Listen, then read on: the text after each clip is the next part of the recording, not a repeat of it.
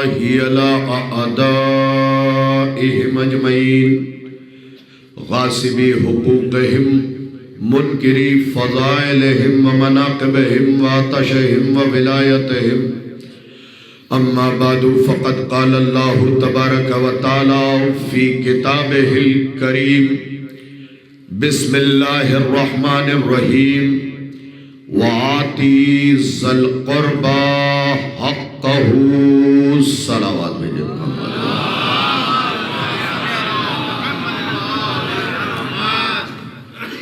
سامعین مکرم، حاضرین مجلس،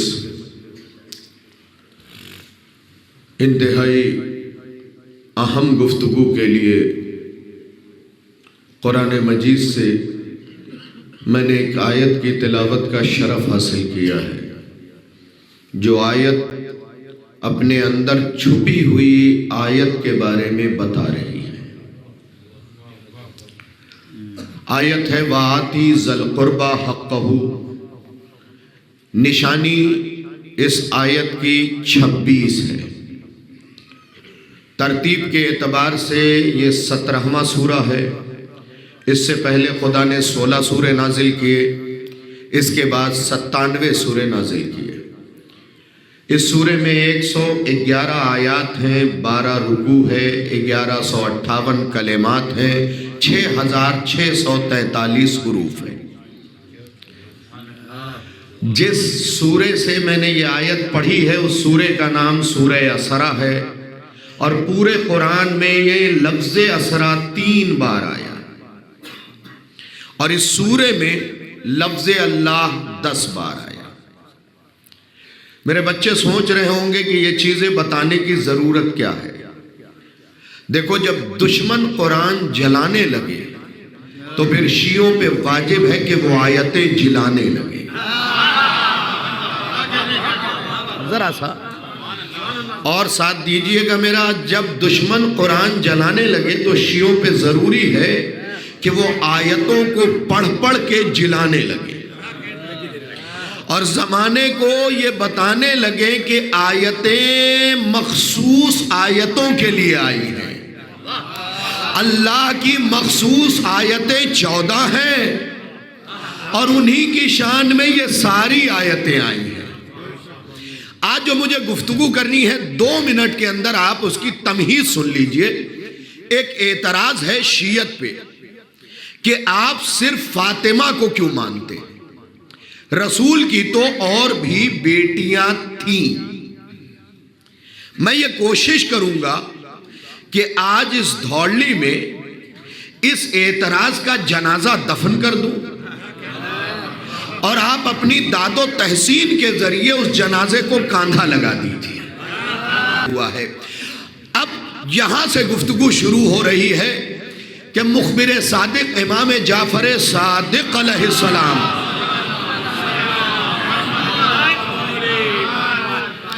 سے پوچھا گیا کہ مولا اس سورے کو پڑھنے کا ثواب کیا ہے؟ کتاب کا نام نوٹ کر لیجئے گا، مجموع البیان، جلد 6، صفحہ 316۔ اس کتاب کے اندر یہ روایت لکھی ہوئی ہے، امام نے فرمایا کہ جو بھی سورہ اسرا کی تلاوت شب جمعہ کرے گا، ہر انسان امام کا چاہنے والا ہے سر اٹھائے اور اپنے امام کا فقرہ سنے، جو بھی سورہ اسرا کی تلاوت شب جمعہ کرے گا اللہ اسے تب تک موت نہیں دے گا جب تک فاطمہ کے آخری بیٹے کا چہرہ نہ دیکھ لے۔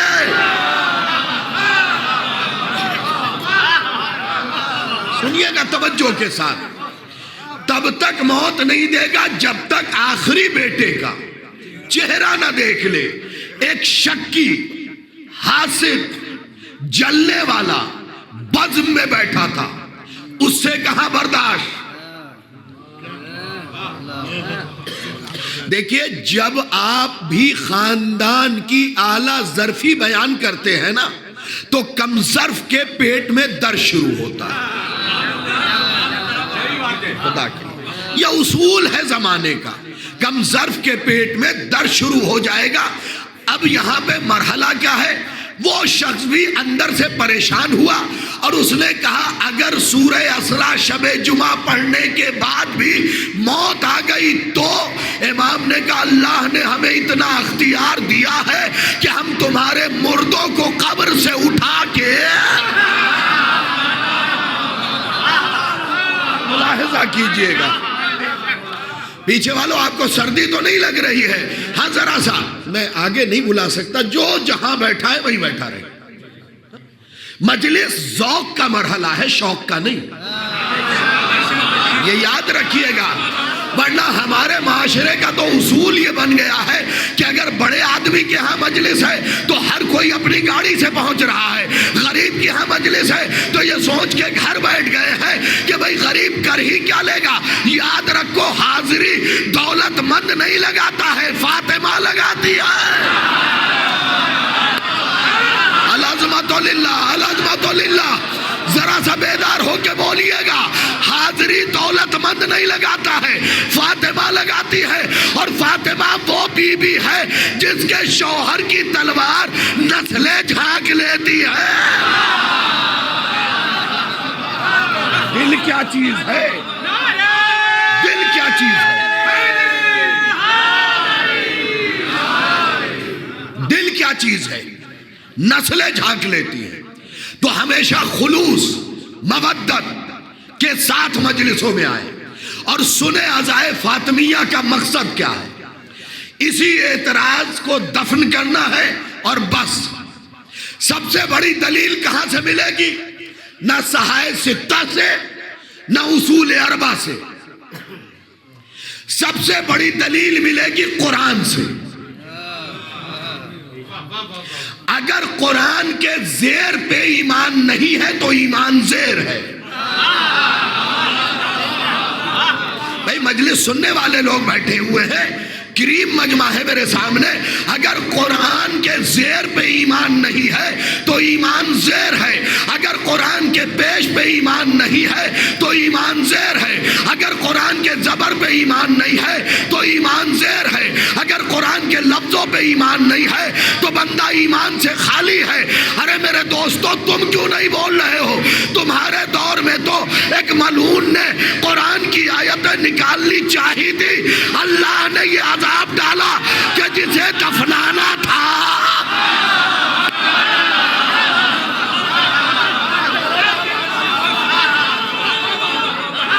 ارے دور میں تو میں بریلی مجلس پڑھنے گیا ہوا تھا لیے بھائی بریلی تو وہاں کچھ نوجوان آئے کہنے لگے قبلہ شاہد رضوی میں نے کہا کیا ہوا کہ اب تو مذہب پہ سے ایمان اٹھتا جا رہا ہے میں نے کہا مطلب کہا بتائیے اتنی آیتیں اس نے نکالی اس پہ کوئی عذاب نہیں آیا میں نے کہا بیٹا تم کمزور ایمان والی عورت کے گود میں پلے ہو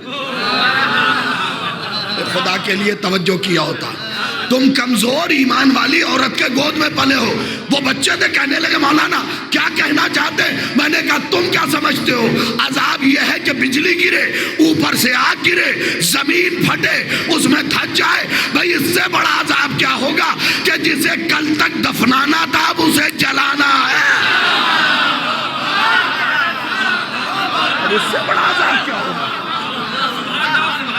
کہ جسے کل تک دفنانا تھا اب اسے جلانا ہے ایک جملہ سن لیجئے خدا کی قسم میرا نہیں ہے اہل سنت رائٹر طیب گیلانی کے کتاب سے ماخوذ ہے یہ فقرہ بڑا قیمتی فقرہ ہے کیا ہے اصول خدا کہ اگر کوئی قرآن کی آیتوں پہ حملہ کرے گا تو اب اسے دفنایا نہیں جائے گا بھائی دھوڑ لی ہے خدا کی قسم آنکھ بند کر کے بھی یہ فقرہ پڑھ دوں گا فقرہ یہ ہے کہ اگر قرآن کی آیتوں پہ کوئی حملہ کرے گا تو حضور اسے دفنایا نہیں جائے گا جلایا جائے گا اب طیب گیلانی اپنی کتاب میں لکھتا ہے کہ اگر کوئی قرآن کی آیتوں پہ حملہ کرے تو اسے دفنایا نہیں جائے گا جلایا جائے گا وہ کہتا اگر کسی نے قرآن کا دروازہ جلایا ہو العظمت للہ کسی نے قرآن کا دروازہ جلایا ہو تو قرآن پہ مضبوطی کے ساتھ ایمان ہے اب دلیل لیجئے وآتی ذل قربا میرے بچوں واحد مؤنث کا صیغہ ہے کس کا؟ واحد مؤنث.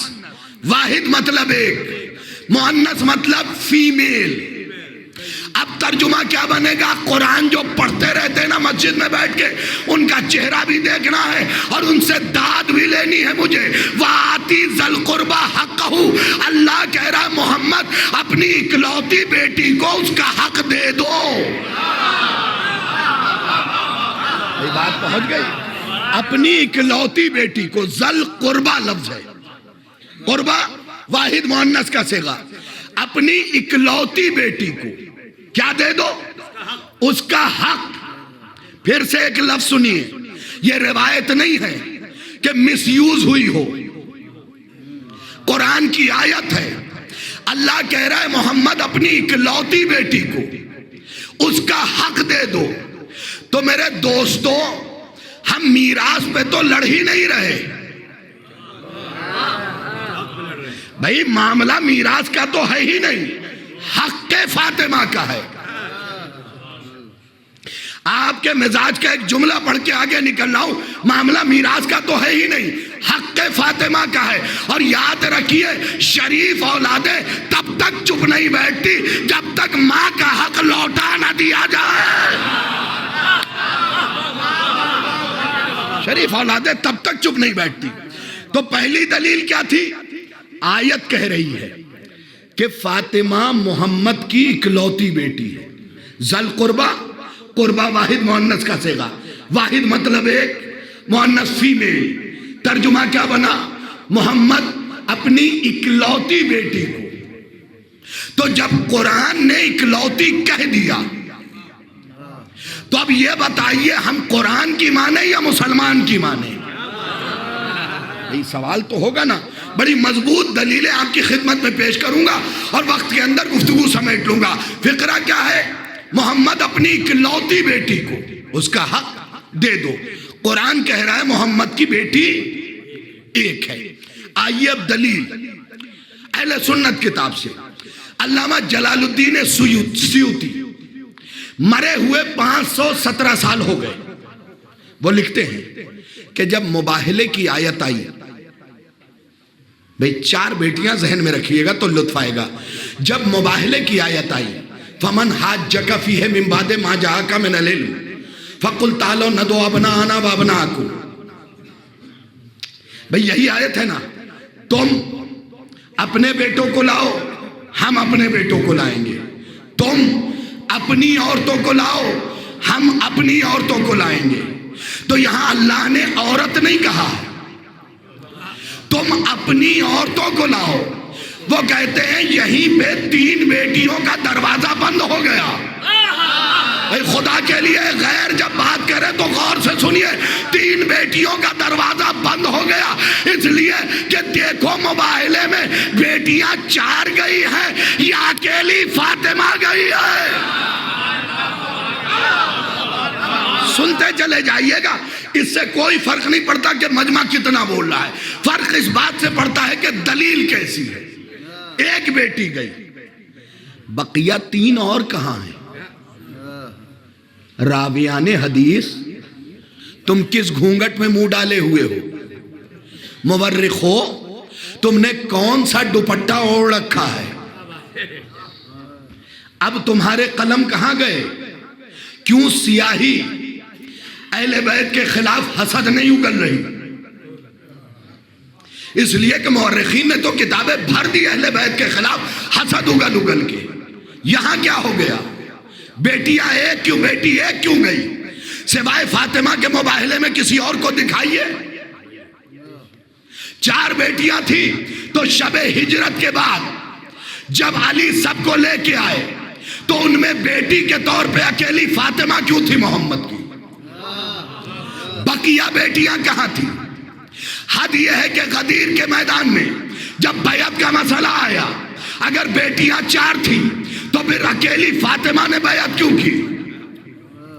اور آگے لیجئے ایک کے بعد ایک دلیل. خیبر کے میدان سے جو خمس ملا تھا، مال ملا تھا، اس پہ جو خمس نکلا وہ دولت اکیلی فاطمہ کو کیوں دیا گیا؟ اس سوال پہ سوال قائم ہوگا نا. اب چپکے سے مورخ سے یہ گفتگو سن لیجئے. وہ کہتے ہیں بیٹیاں 4، ہم کہتے ہیں بیٹی 1. جب ہمارے بچے سے بھی پوچھا جاتا ہے محمد عربی کی بیٹی، نام لیتے ہیں فاطمہ. جب ان سے لیا پوچھا جاتا ہے تو وہ کہتے ہیں زینب، فلاں فلاں اور فاطمہ، ہے نا. اس کا مطلب شیعوں میں بھی فاطمہ موجود ہے، غیروں کی فہرست میں بھی فاطمہ موجود ہے. اس کا مطلب اختلاف فاطمہ پہ نہیں ہے. بھائی جو پہنچ گئے میں انہیں سلام کر رہا ہوں. اختلاف فاطمہ پہ نہیں ہے، بقیہ 3 پہ اختلاف ہے. تو بھائی فاطمہ کو تم بھی مانتے ہو، فاطمہ کو ہم بھی مانتے ہیں. اب ثابت کرو کہ وہ 3 بیٹیاں جو محمد کے یہاں آئی تو ان کے یہاں کیا اولاد بھی ہے؟ چلیے میں آپ سے پوچھتا ہوں، کسی بھی سید کو پکڑیے، شجرہ نسب کیا ہے؟ فلاں فلاں فلاں فلاں، آخر میں جناب سیدہ. بہت سے کنورٹ ہو گئے، تقیہ میں چلے گئے. سنی سے بھی پوچھے سید لکھتے ہیں محمد کی کس بیٹی سے ہو؟ بھائی جو ذہین تھے وہ پہنچ گئے محمد کی کس بیٹی سے ہو، تو وہ بھی کہتے ہیں فاطمہ. تو صاحب جب 4 لکھ رہے ہو تو بقیہ 3 کی اولادیں کہاں گئی؟ کسی جگہ تو دکھاؤ، تاریخ میں دکھاؤ، حدیث میں دکھاؤ. چلو آؤ قرآن کے آئینے میں دکھا دو. میں آپ کو بتاؤں، آپ بولتے رہیے گا بھائی فاطمہ کے علاوہ تم 3 بیٹی اور مانتے ہو تو مجھے دکھاؤ. سورہ کوثر کس کے لیے؟ فاطمہ کے لیے. سورہ قدر کس کے لیے؟ فاطمہ کے لیے. سورہ نور کس کے لیے؟ فاطمہ کے لیے. سورہ دہر کس کے لیے؟ فاطمہ کے لیے. اے میرے اللہ، جب محمد کی 3 بیٹیاں اور تھی تو تو نے ساری آیت فاطمہ کے لیے کیوں بھیج دی ہے؟ ساری آیتیں فاطمہ کے لیے کیوں بھیجی ہے؟ اگر محمد کی اور بیٹیاں ہیں کسی اور کے لیے بھی آیت بھیج دیتا. اچھا تاریخ یہاں پہ خاموش نہیں ہوئی کہ نہیں بیٹیاں تو تھی. میں نے کہا اچھا بس اسی پہ گفتگو ہوگی. بیٹیاں تو تھی. میں نے کہا کوئی دلیل؟ ہاں فلاں فلاں فلاں. میں نے کہا اچھا. دھوڑلی کا مجمع ہے، فقرہ سنیے گا. صاحب اتنا اور بتا دیجئے کہ جب میں نے کتابوں کا مطالعہ کیا، اپنی بھی آپ کی بھی، طبری سے لے کے خلدون تک، جہاں جہاں آپ نے لکھا سب کو چاٹنے کے بعد نتیجہ یہ نکلا کہ میں نے کتابوں کے صفحات پلٹے. مجھے کیا ملا؟ فاطمہ کی شادی جہیز میں چکی. اے ذرا سا میرا ساتھ دیجئے. فاطمہ کی شادی جہیز میں چکی، فلاں چیز جہیز میں، فلاں چیز جہیز میں، فلاں چیز